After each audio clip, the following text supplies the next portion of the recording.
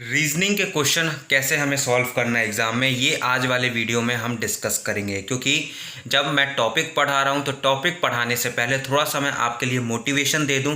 क्योंकि अगर आप देखते होगे कोई सा भी एग्ज़ाम आप अपीयर होते हो तो उसमें जो सबसे ज़्यादा सवाल यानी कि सबसे ज़्यादा जो क्वेश्चन पूछा जाता है वो रीजनिंग पर ही पूछा जाता है। ठीक है, यानी कि रीजनिंग सेक्शन से सबसे ज़्यादा क्वेश्चन आते हैं। लेकिन मैं एक चीज़ आपको ये बता दूँ कि भले आपको मैथ्स नहीं बन रहा है, करंट अफेयर्स आपने अच्छे से नहीं पढ़ा है, लेकिन उसके बावजूद भी अगर रीजनिंग जो है उसको स्कोरिंग माना जाता है। क्योंकि अगर आपसे रीजनिंग अच्छे से बनेगा, आप रीजनिंग में अच्छे से स्कोर कर पाओगे। जो ट्रिक्स होते हैं वो ट्रिक्स जो मैं आपको समझाऊंगा यहाँ पर, आप उसको अच्छे से फॉलो करोगे तो आपको एग्ज़ाम के लिए जो प्रिपरेशन आप कर रहे हो उसमें जो है एक लेवल आप ऊपर चले जाओगे। क्योंकि जिस तरह मैंने जो पढ़ा है, जो मेरे को पढ़ाया गया है, मैं उसी लेवल का आपको जो है थिंग्स पहुँचा रहा हूँ, आपको जो है तरीका समझा रहा हूँ कि किस तरह से आपको जो है एक क्वेश्चन को कैसे अप्रोच करना है। और अगर आप एग्ज़ाम में बैठे हो तो एग्ज़ाम के लिए जो मैंने ट्रिक्स बताए हैं आपको, जितने भी मैं आपको आगे आने वाली क्लास में भी जो ट्रिक्स बताऊंगा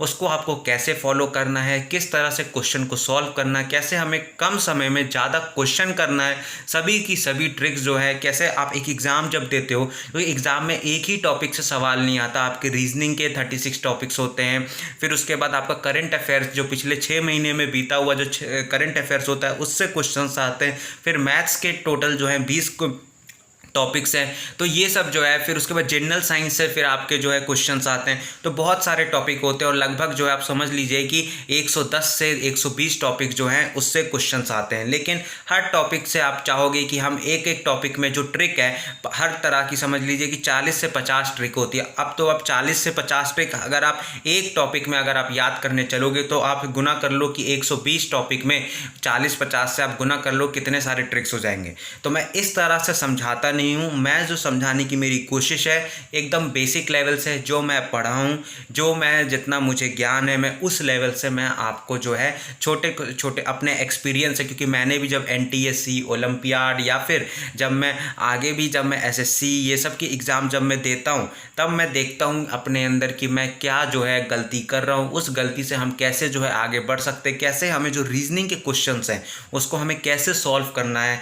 ये मतलब कि मैं जो है पूरा आपको इस पूरे जो हमारा जो सेशन चलेगा, जितने भी मैं वीडियोस डालूंगा सब मैं बताते जाऊंगा। क्योंकि आपको पैनिक नहीं करना है, आपको बस मेरे साथ बने रहना है। इसलिए मैं बार बार बोल रहा हूँ switch to studies YouTube channel को सब्सक्राइब कर लो। मैं आपको गारंटी दे सकता हूँ कि अगले 5-6 महीने जो आप मेरे साथ आप रहोगे, आपको उसमें जो है A+ कॉन्टेंट मिलेगा, कॉन्टेंट A+ रहेगा। आपकी जो प्रिपरेशन रहेगी किसी भी एग्ज़ाम के लिए, किसी भी लेवल, चाहे वो एनटीएससी का स्टेज 2 जो मेरे हिसाब से रीजनिंग में जो है सबसे डिफ़िकल्ट एग्ज़ाम होता है, उसकी भी प्रिपरेशन जो है आप बहुत अच्छे तरीके से कर पाओगे। अगर एनटीएससी स्टेज 2 के लेवल का मैं पढ़ा रहा हूँ तो समझ जाओ कि नीचे जो गवर्नमेंट एग्ज़ाम वाले जो लेवल है, फिर उसके बाद आपका एनटीएससी स्टेज 1 हो गया, ओलंपियाड जैसे आईएमओ, एनएसओ, एनसीओ, आईईओ, ये सब एग्ज़ाम जैसे हो गए, आप आसानी से क्लियर कर पाओगे। क्योंकि रीजनिंग ऐसा पार्ट है, ये आपका स्कोरिंग सेक्शन है। और अगर आपका स्कोरिंग सेक्शन क्लियर है तो आपका जो स्कोरिंग सेक्शन अगर आपका अच्छे से जो क्लियर है तो आप जो है एग्ज़ाम में ज़्यादा नंबर ला पाओगे। और ये जो है अगर दूसरे सेक्शन में आपको कम नंबर भी मिलते हैं तो रीजनिंग जो है वो कवर कर लेगा। तो आपसे बस मैं यही बोलूँगा कि आप मेरे साथ बने रहिए, थोड़ा सा पेशेंस रखिए अपने अंदर।